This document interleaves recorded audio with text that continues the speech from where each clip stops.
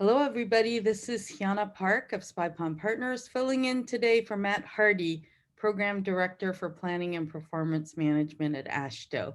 And to all of you joining us on the line, welcome. The TAM Guide Book Club is back. This is our third book club meeting. Our topic today is life cycle planning and management, and we have many more on the calendar. Our next book club meeting will be next Thursday, so not Wednesday, but Thursday, May 13th at 2 p.m. Eastern. The topic is improving TAM financial planning.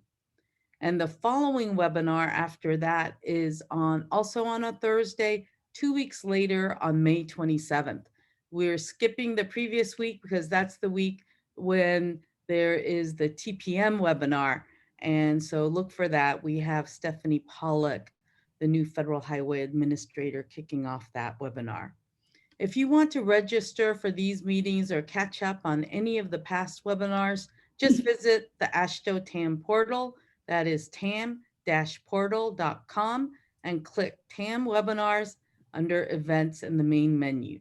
You can register for all of the upcoming book club meetings and for future TAM webinars as they are announced. And you will also find the archive of previous webinars. Links to the video and slides from today's meeting will also be posted on the site. And you'll also find the winner of last week's quest, Group 4. Congratulations to those who were part of Group 4. Now, on Matt's behalf, I'll make one more plug for the TAM Guide. It's available at tamguide.com and as well from the AASHTO bookstore. And finally, if you have questions at all during today's webinar, please use the webinar's chat feature. We'll have time for an open discussion toward the end of the session today. So I'll turn it now over to Steve Gay for welcome on behalf of our co-sponsor, Federal Highways. Thank you, Yana. Federal Highway is a proud sponsor of the special TAM Guide Book Club in the TAM webinar series in cooperation with AASHTO. Last week, we got our first chance to really experience the book club format with our discussion on TAM implementation and integration. This week, we're diving into life cycle planning and management. I'm going to say this is like the heart of asset management. How do you pull together that structured sequence of maintenance, preservation, rehab, reconstruction, construction to manage your pavement and bridge assets in a state of good repair at the least practical cost at the network level? It's pulling together a lot of things.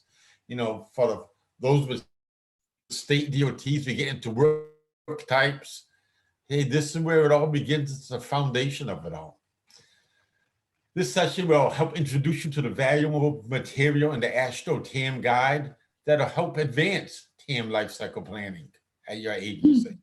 I also want to bring up 2 Federal Highway resources.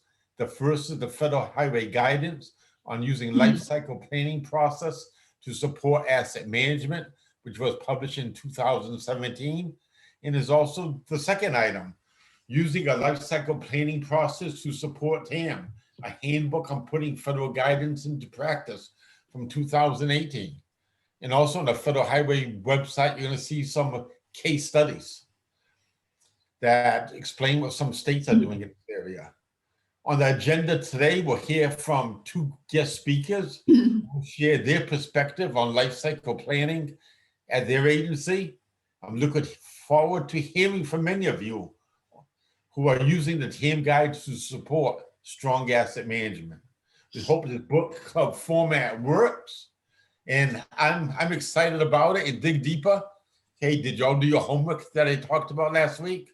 You didn't have to, but I tell you this, it sure helps. I think you're gonna enjoy today's subject and discussion. And as Yana mentioned, next week's session will be on Thursday on asset management, financial planning.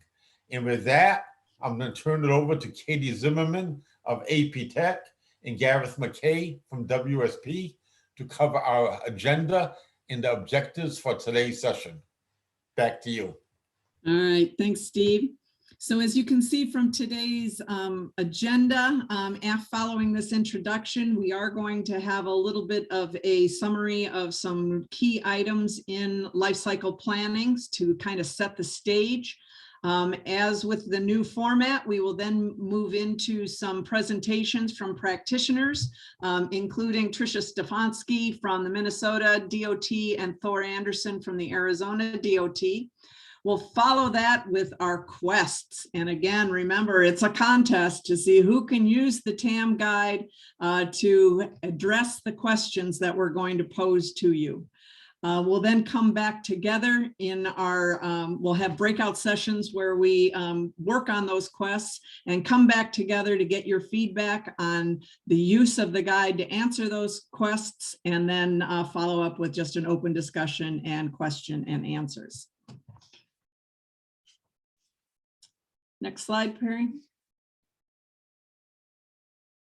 So we like to start with some Menti polls to help set the stage for the topic. And so if you go to menti.com and you use the code 2404-8072, we do have 4 questions for you. One has to do with the challenges that are associated with life cycle planning. And so using a scale of 1 to 5, we'd like you to identify which of these from this list are the most challenging issues that you had to deal with in life cycle planning, and which are the least challenging. So we'll give you guys a few minutes to go to menti.com, enter the code, and identify some of your challenges. And Perry, I'm assuming these are live. Are we going to be able to see live results as people are entering the code and entering their responses? Yeah, I may have to refresh it in just a moment. Okay.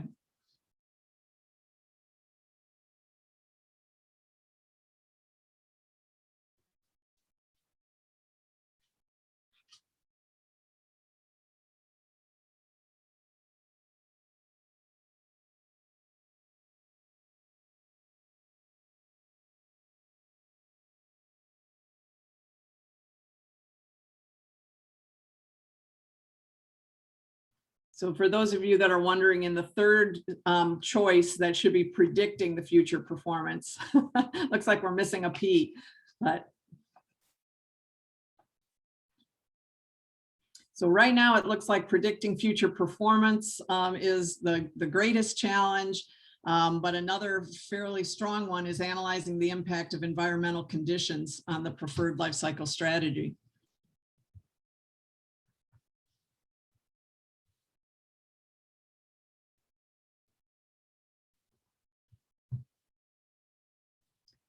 All right, and let's go on to the second poll when you feel that we're ready for that, Perry.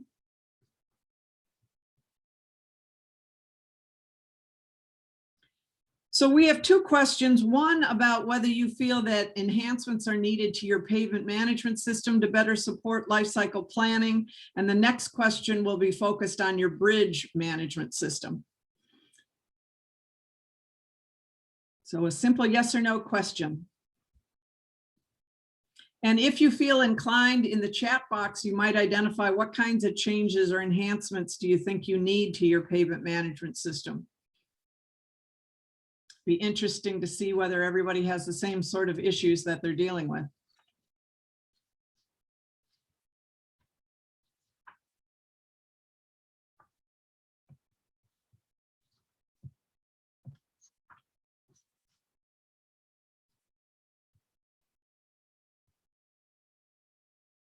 All right, Perry, we look pretty stable. So let's go ahead to the bridge management question. So do you need enhancements to your bridge management system?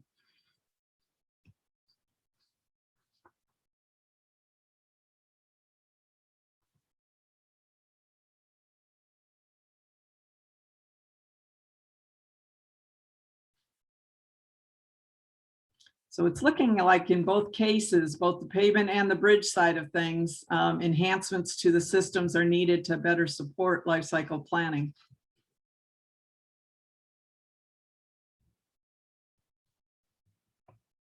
Good. And as Matt's pointing out, not necessarily to change the software, but better integrate some of that into the system.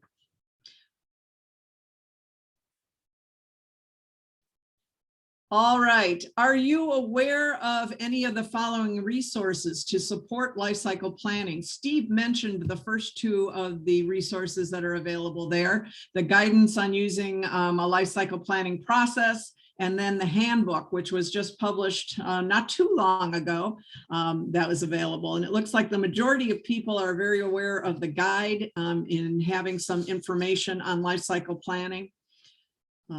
But it looks like the handbook is still pretty new to most of the people on the call.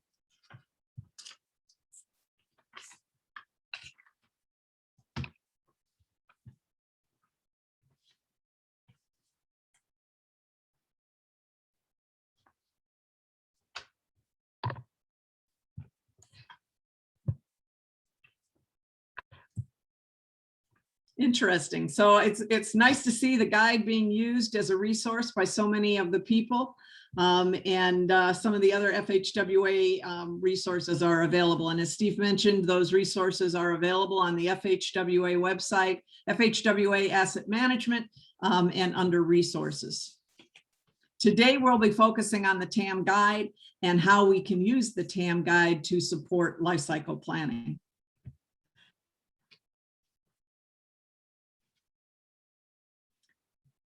All right, let's go ahead and introduce the topic of life cycle planning. And to set the stage a little bit, I did include the definition of life cycle planning that's spelled out in 23 CFR 515.5. And let's look at what that definition includes. So it describes life cycle planning as a process, and that process is to estimate the cost of managing the assets over their whole life with consideration for minimizing cost while preserving or improving the condition. It talks a little bit about managing an asset class or an asset subgroup, and some of you may not be familiar with that terminology. An asset class is simply a type of asset. So a pavement is an asset class, or bridges are an asset class. And a subgroup would be a subset of that asset class. So for pavements, an asphalt pavement or concrete pavements could be subgroups within an asset class. And the idea there is that since those subgroups have different characteristics, different performance characteristics, you might want to establish a different way of managing those assets with different kinds of treatments over their life cycle. You'll notice that we're talking about the whole life. And so the life cycle planning considers all phases of an asset's life cycle, of its service life. So it considers a range of treatments ranging from some rehabilitation and reconstruction activities to also including preservation treatments and maintenance activities. You'll also notice that life cycle planning is conducted at the network level. So that means you're considering strategies for the network that's included in your TAM. And the guidance that's been provided does indicate that states are free to define the network as they see fit. Next slide, Perry. So what should life cycle planning consider? And again, resorting to 23 CFR 515.7, there is information in there that talks about the life cycle planning considering the future changes in demand on your assets, information on current and future environmental conditions, including extreme weather events, climate change and seismic activity, and other factors that could impact the whole of life costs for your assets. So I think the important point here is that in addition to considering factors that are influencing your assets today, a mature life cycle planning process is also going to look at future trends and future projections to see if they will alter the way that you're choosing to manage your assets. Next slide, Perry. So the regulations also set a minimum for what life cycle planning should include. And the first thing listed is that it should include the state DOT targets for each asset class or asset subgroup so that you know what you're trying to achieve. Secondly, it should include an identification of the deterioration models so that you can forecast what the future conditions are going to be. That helps you evaluate the impacts of the different strategies that you're looking at. And you'll notice in that second bullet, it does state that if you're looking at assets other than pavements and other than NHS pavements and bridges, deterioration models are optional. So that ties into the requirement that if you want to include other assets, you use the best available data for managing those assets. The third bullet gets to that range of treatments that might be applied over the life cycle of an asset. So it includes potential work types across that entire service life and includes relative unit costs. So you can figure out what the costs of your different strategies are going to be over time, and you can compare them to one another. And then lastly, what we end up with is a strategy for how you're going to manage that class of assets or that subgroup of assets over their life so that you can achieve your conditions, your targets, and either preserve or maintain your conditions. Next slide. So what does the life cycle planning strategy look like? And this is an example of two different pavement strategies that one DOT developed and included in their asset management plan.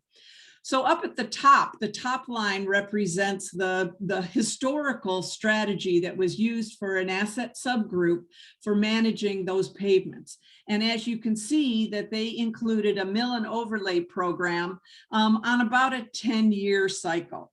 So every 10 years, they would mill and overlay was generally the approach that they were using.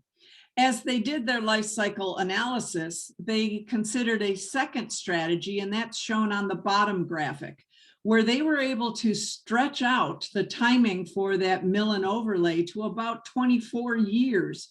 And they did that by including two preservation treatments at about 8 years, every 8 years in between those mill and overlays as a way to extend the life of their asset while still maintaining relatively good conditions. And their life cycle analysis found that that was actually a much more cost-effective strategy for them to put in place. And by adopting that for a portion of their network, they were able to redirect funds to other asset activities. Next slide. So management systems like your pavement and bridge management systems are very valuable tools for evaluating these different strategies. And this is an example of from one agency that used a feature in their pavement management system to analyze 3 different life cycle strategies. And as you can see on the left-hand side, we had a preservation strategy, a worst first strategy, and a hybrid strategy.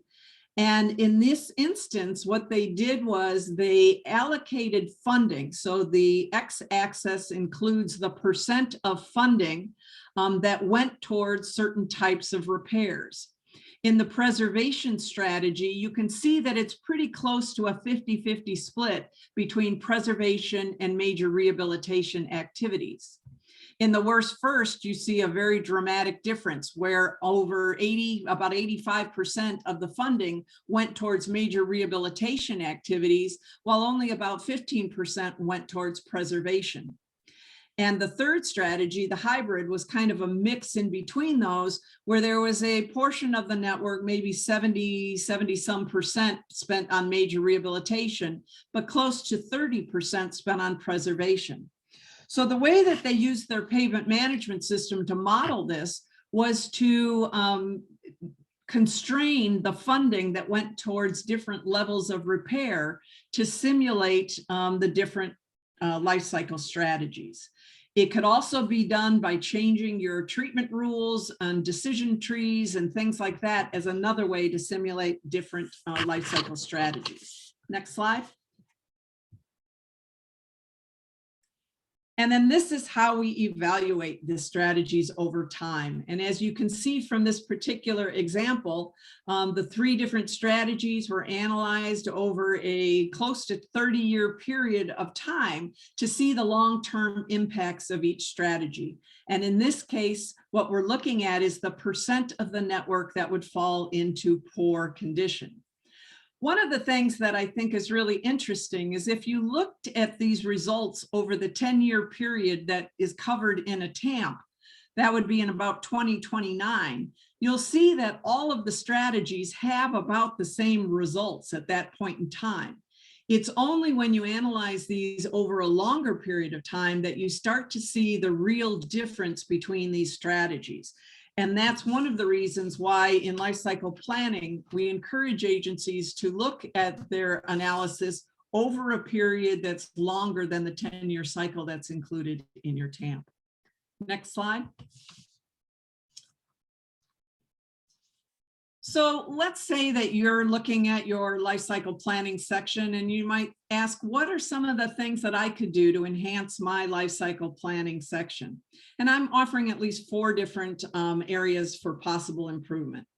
The first one is just to make sure that you're looking at different treatment strategies, different combinations of treatments over the life cycle of an asset under different funding levels. One of the things I noted in some of the life cycle planning sections is that agencies changed the funding level, the total funding, but not a lot of agencies looked at different treatment strategies. And so I might encourage that you take a look at those different strategies.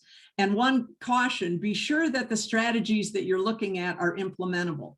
For example, you wouldn't want a strategy where 95% of the funding is going to preservation if you don't have guidance on using preservation treatments, if you don't have an industry to support that. You want to make sure that it's a practical solution.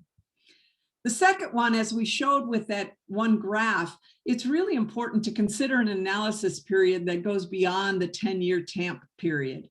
And your pavement and bridge management systems can help you forecast those impacts over a period of time. Third is let's make sure that there's a connection between the life cycle strategies and the life cycle section of your TAMP and the actual planned investments in that portion of your TAMP. In a lot of instances, the life cycle planning strategy was done in a particular section of the TAMP, but there wasn't a clear line of impact on the overall investment strategies that were planned. So that's another thing to take a look at.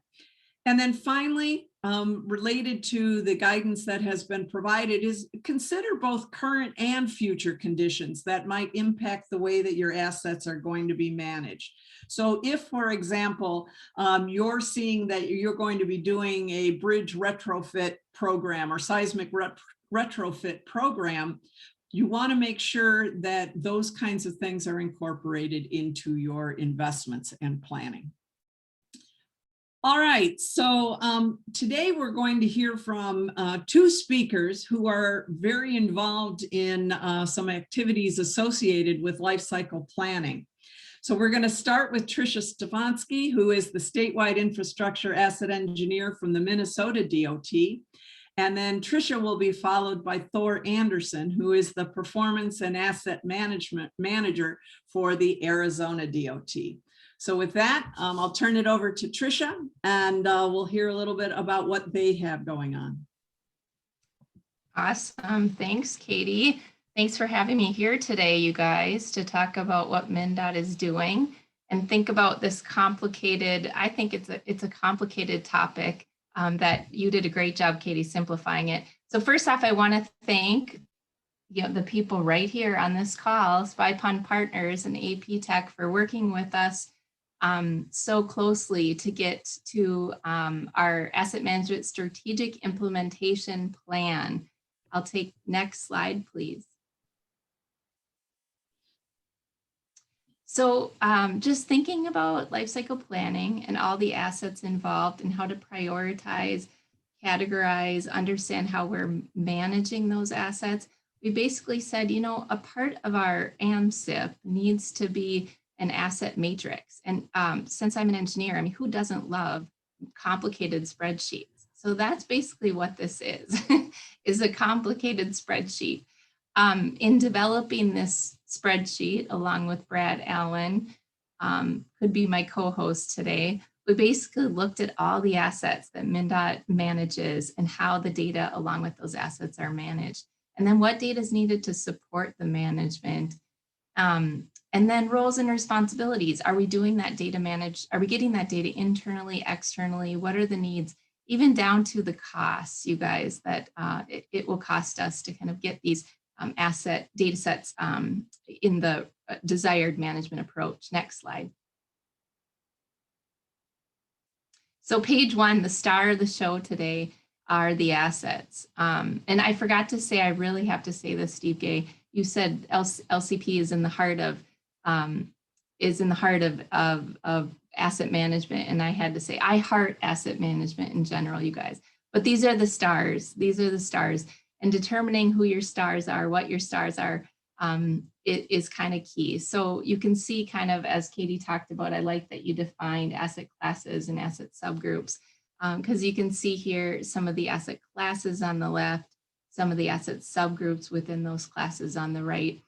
And we did quite a detailed job here trying to determine these 72 asset classes. Next slide.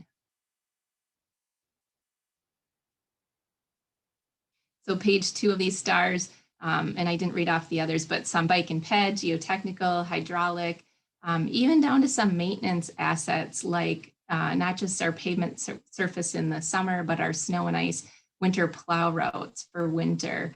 Also our green assets like trees, native plantings, those become important. How are we managing those? Next slide. So what we did is, first of all, came up with these strategies or these categories, these approaches. And that was with a lot of help, again, from our consultant partners to go through and look at what are some ways that we can put these assets into categories. And I'll go through these very quickly, not much detail here because of time, but minimum maintenance would be kind of the lowest management demand, where we have no inventory or condition data. I think fence kind of fell into that category for us. Next, reactive. So we have an inventory, we're going to maintain that inventory, but we don't need condition information. And we're not performing maintenance to slow or address damage or deterioration. Next, we go into cycle-driven plus. Those are going to be a lot of our traffic assets, you guys. The assets where we're looking at those on a cyclical nature. Sometimes we're collecting condition information, sometimes not. I think of our pavement markings and messages as well. And then the highest demand, the highest kind of maintenance or asset management approach is going to be our condition and condition-driven plus. So that's where we're looking at, routinely monitoring long-term performance. What is the impact? And of course, the condition-driven plus being kind of those pavement, bridge, and building assets. Next slide. You can see it says slide 20 because we used this in one of our workshops that we did. So don't worry, I'm not going to give you a 2.5-hour presentation again. So what does this boil down to as it pertains to data? I created this little table to kind of show, if an asset falls in cycle-driven plus, what requirements do we have on the data side? Do we want asset inventory? Do we want does it have an asset maintenance cycle? Does it require asset condition data? So you can kind of see this little table that helped us to determine kind of where we're headed, what our needs are, and looking at our current practice versus our desired asset management approach. Next slide, please. We did a homework assignment, and if you ever do a homework assignment, be careful to those district engineers. They're really not always appreciative. But in this case, they were good to hand in their assignment. So this is a table. This is a little glimpse into the matrix showing the current asset management approach for several assets and then the desired approach and how we saw we had a maturity gap in what we needed to do on the data side. Next slide.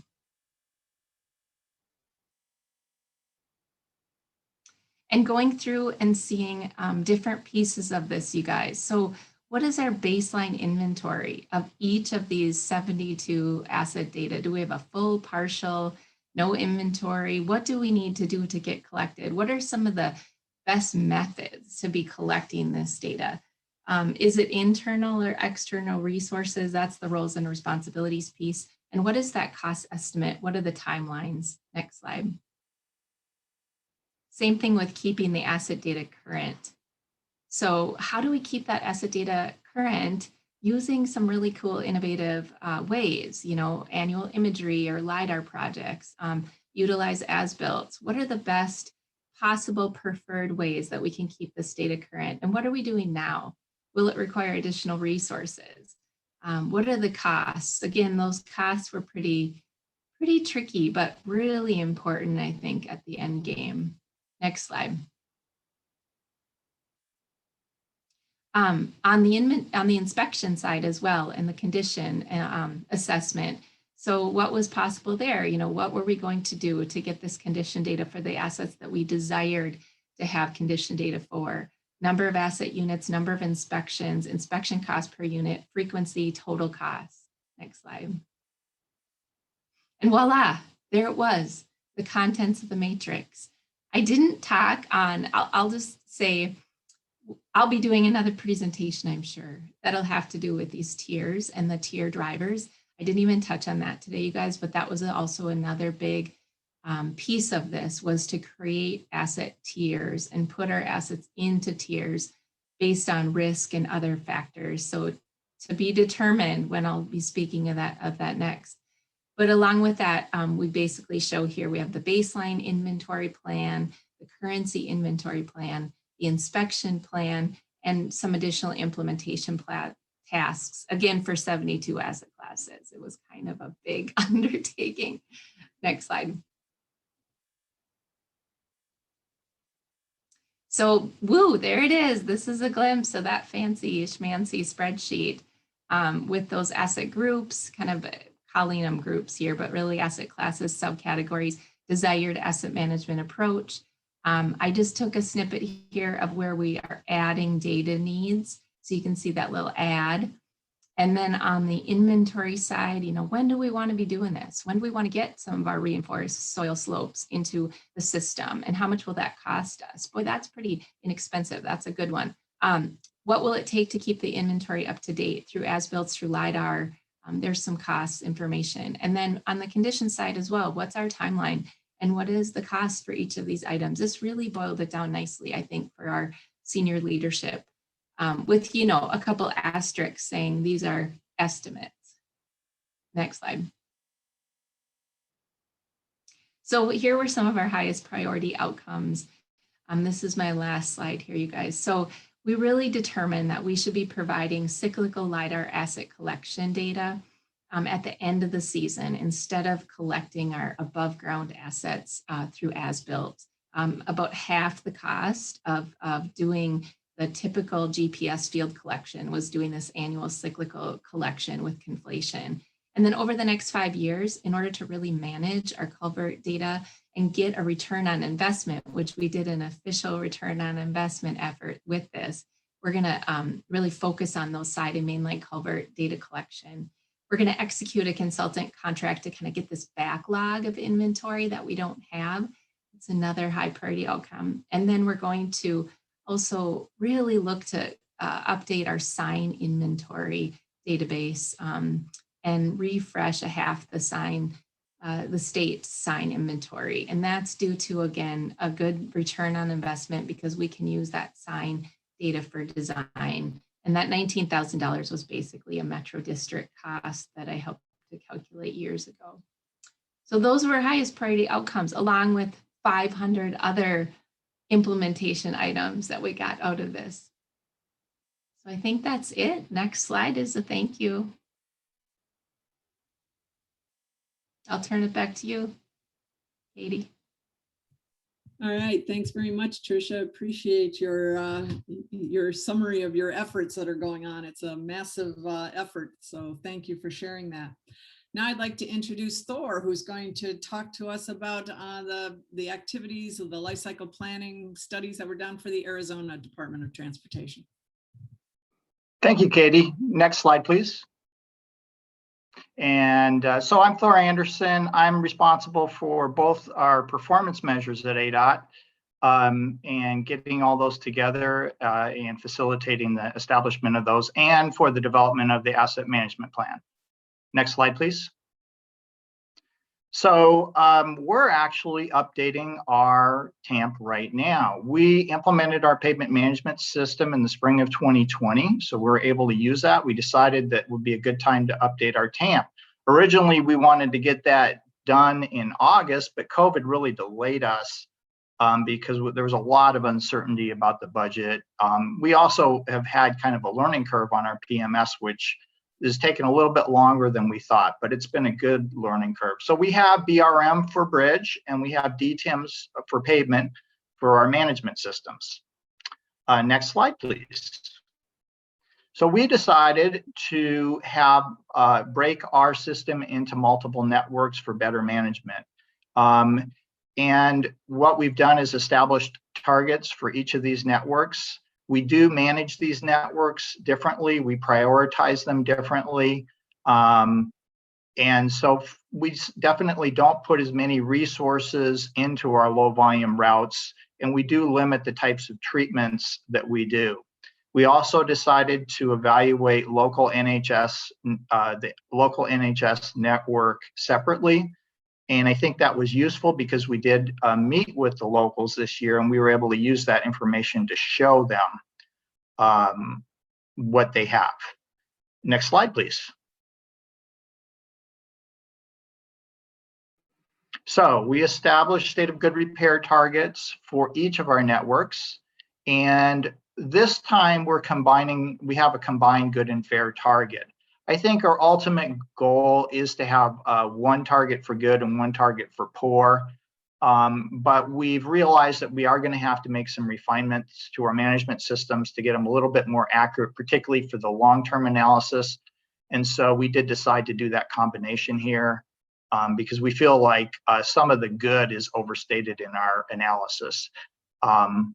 We also allocated our expected overall funding to each state network by doing a network-wide analysis using our software. And that way we could kind of get an idea of what the software is recommending in general, and then we could utilize that information to sub-allocate our funding to the different networks.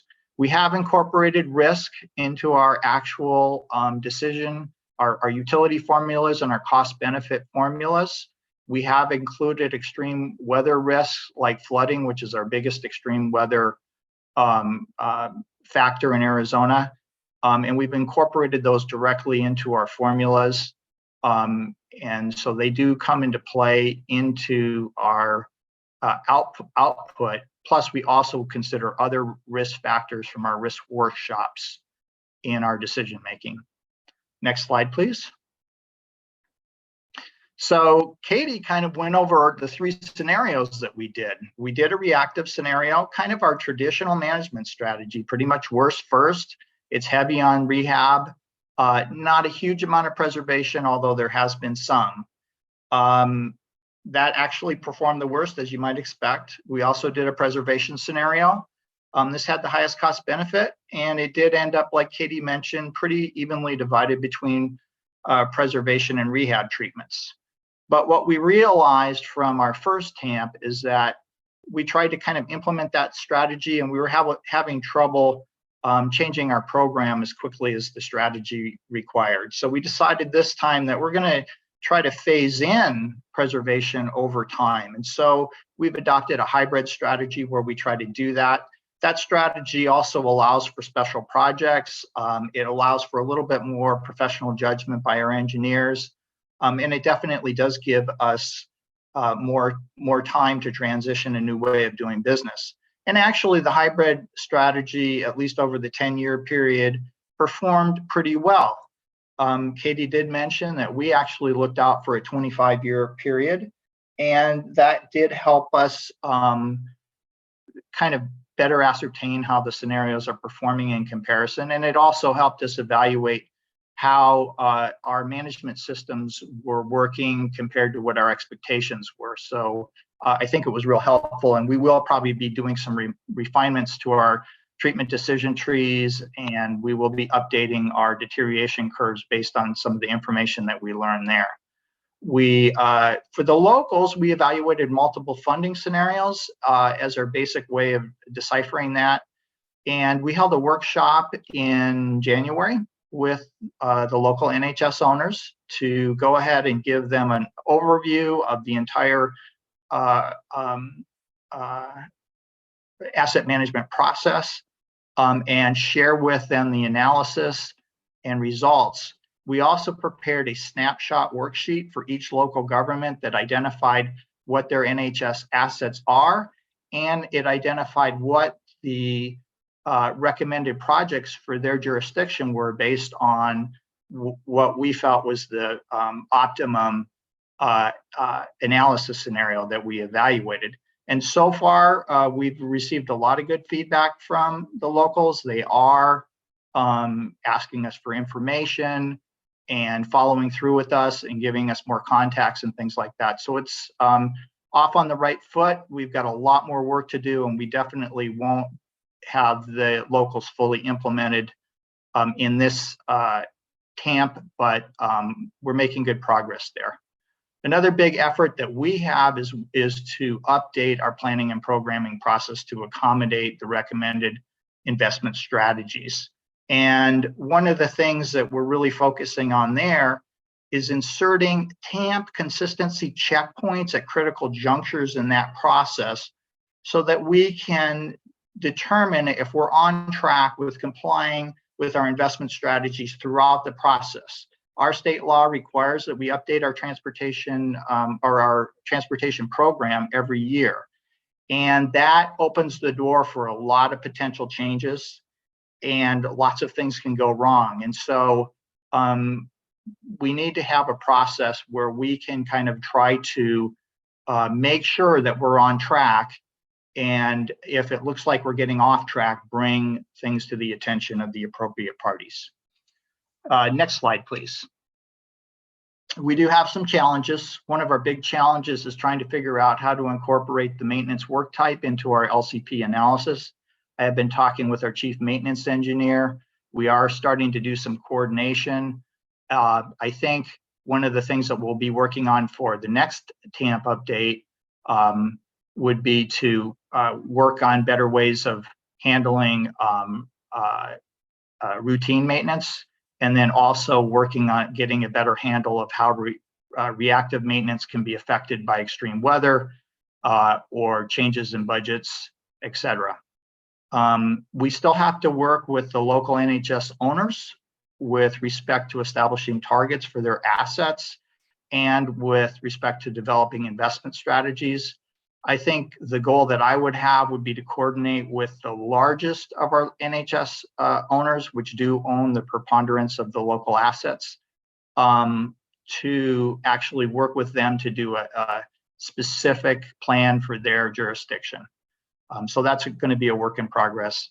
And then, of course, I think with annual updates to our transportation program, maintaining our investment strategies is just going to be an ongoing challenge. Next slide. So our financial plan is obviously important in integrating our life cycle strategy. We did delay our TAM. We originally planned on doing it in August, but we delayed it because for the first time ever, our transportation program was delayed from the fiscal year of July 1st all the way till October. But I'm glad we did delay it because we did get COVID relief funds. That's going to have a big impact next year. We were able to incorporate that in our plan. And we still are going to have a lot of uncertainty about how changes from COVID-19 are going to affect the long-term revenue streams. And we may have to actually update our financial chapter midterm between now and the next TAM update, even if we don't change our investment strategies. So we also are starting to actually change the way we're working with our locals in terms of how they report information into our STIP to better enable us to get a handle on local expenditures on NHS assets. We have some weaknesses there, and it's kind of hard to really figure things out. So we're starting to make some of those changes now too. Next. So that's it for me. Thank you very much.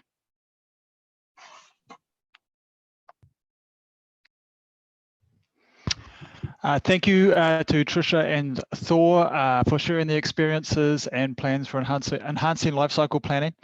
We're now going to dive into this a little bit deeper and think about some of those challenges that Trisha and Thor have had and how the TAM guide might help them or guide them through that process. So you'll see on the screen here, we have Quest A and Quest B. We're going to split into different groups to go through these quests. Groups 1 to 3 will be looking at Quest A, and groups 4 to 6 will be looking at Quest B. And you'll be working through these questions here. You will have a facilitator that will help you through that. The first thing you'll have to do is to self-select yourself into breakout groups. So when it's time to go into the breakouts in a couple of seconds, you need to click on the breakout group icon in your Zoom menu bar as shown on the slide. The number of people who are already in each breakout will be shown next to the group. So please select a breakout group that has a lower number of people. And remember that groups 1 to 3 will be working on Quest A, and groups 4 to 6 will be working on Quest B.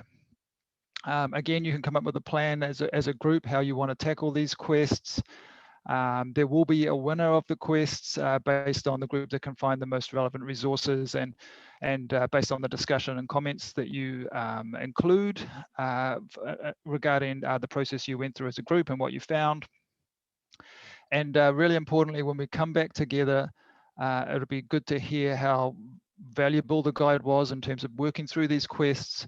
And I'll say it the same as last week, it's really valuable to us if you can have any suggestions about how, if there's more that you would like or things that could be done to improve the value of the guide, if there's additional information you would have liked to have seen in there or would be beneficial to taking these on, either from your exploration of the guide or from your personal experience, then it'd be great to get some feedback on that. All right, well, let's get started and just, how were your quests? I thought this one was a little harder, but it was good because it made us, there was a little more searching and kind of deciding what we cared about. How about others? William. Something told me you were going to pick on me first. Well, it was interesting. So I would say lesson number 1 is to answer a question in one topic. You can't stay restricted to one chapter. So if you're answering questions about data quality, managing data, you may have to go to a different chapter to inform that. So how do I make sure my data quality is good for LCP? Well, I'm not necessarily going to have to look in the chapter 4, which is on LCP. I may have to grab information from chapter 7, which deals in information systems and data quality. Yeah. So my group, they were good at performing searches and getting to the information pretty quick. And I think, same as last meeting, it's a little bit of a learning curve getting used to the search function and sort of filtering out the information, but the search tool is great. We had a little bit of discussion about the navigation on the left, which is more table of contents, versus the navigation in content, which are either tabs or breadcrumbs. And so they were able to use those pretty effectively. Yeah. Cool. Yeah, I think, you found something in chapter 2. We were pretty much in 4 and 7. How about you, Anne-Marie? So our group, this was different and interesting with the quest. we went through, we were Quest B. So we were looking on how to advise Thor with configuring the pavement management system. And so we talked about different threads with each of the elements and put it in the search function to see what we could find. Kind of an interesting thing we were talking, and thank you, Larry, suggested, and it's a really important thing, was the length of time of the analysis. So we were looking at each of those components, and we were talking about if you didn't make, what if you don't make your targets, the uncertainty, and the root cause analysis came up as a topic. So we said, hey, let's put that in the search engine. And we found an example from New York State. And Steve said he was impressed. And so that made our day.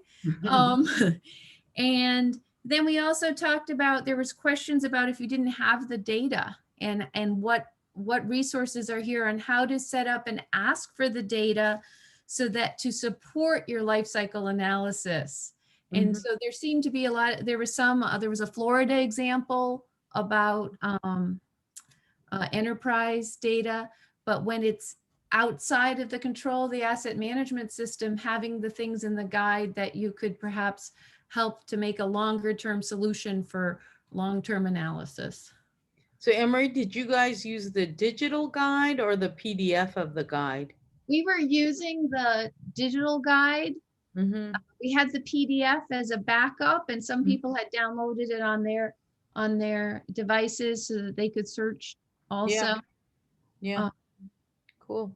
And I noted earlier in the day, but I can send that to you. If you put life cycle as 1 word or 2 words, you can try different things there. That maybe that's something that, depending on how you punch them in. Right. So team 6, hopefully that captured some of our discussion. And we had people from, even though the question was about pavements, we had people from rail and traffic signals. And I think the same discussion applied to them also. Good. How about you, Matt Hobrick? Yeah, interesting comment about the PDF guide, because that actually was something we kind of had a momentary trip on, just because there's actually sort of a couple different PDF versions, depending on whether you download the PDF from the digital guide, sort of one version, versus if you have the PDF of the AASHTO guide or even the PDF of the original 08109 project guide. So there's kind of potentially, just referring to it as the PDF guide is not quite specific enough, unfortunately. But anyway, we solved that. But yeah, I mean, definitely these quests were more kind of all over the guide. We definitely had a number of observations about, hey, we need to go look at some of this data stuff out of chapter 7.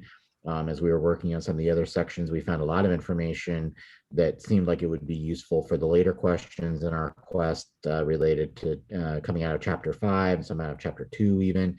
So the second question, we had some stuff we found, and with my poor spelling of New Zealand from chapter 6. So anyway, we at least you weren't Gareth misspelling New Zealand, huh?